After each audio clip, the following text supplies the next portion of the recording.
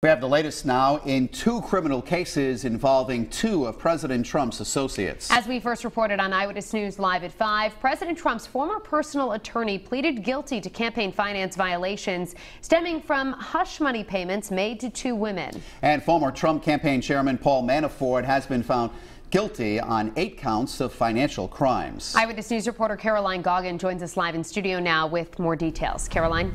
Well, Shannon and Mike, tonight members of the Rhode Island delegation are responding to the guilty plea of President Trump's former attorney and the conviction of his former campaign chairman. Congressman David Cicilline said, quote, "In light of these facts, President Trump needs to come clean and sit down for an interview with the special counsel immediately." In another statement, Senator Jack Reed says, quote, "Nobody is above the law."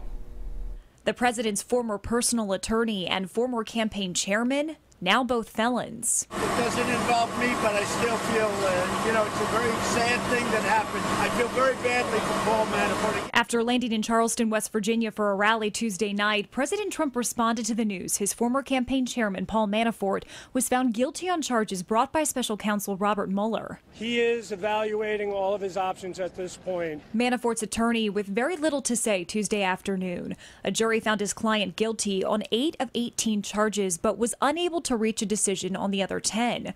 Prosecutors argued Manafort failed to pay taxes on tens of millions of dollars he earned from lobbying work on behalf of pro-Russia Ukrainian politicians from 2010 to 2016. He's the first Trump associate to be prosecuted in connection with the investigation into Russian interference in the 2016 election. Had nothing to do with Russian collusion. We continue the witch hunt. Thank you very much. While the president spoke about the Manafort verdict, he declined to answer questions about his former personal attorney, Michael Cohen. Cohen left Manhattan Federal Court late this evening after pleading guilty to 8 felony charges and admitting he and then candidate Trump worked to cover up his alleged affairs during the 2016 campaign. To pay money to silence 2 women who had information that he believed would be detrimental to the 2016 campaign and to the candidate and the campaign.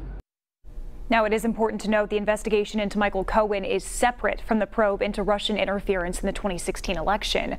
Cohen will be sentenced on December 12th. There's no word yet on a sentencing date for Paul Manafort.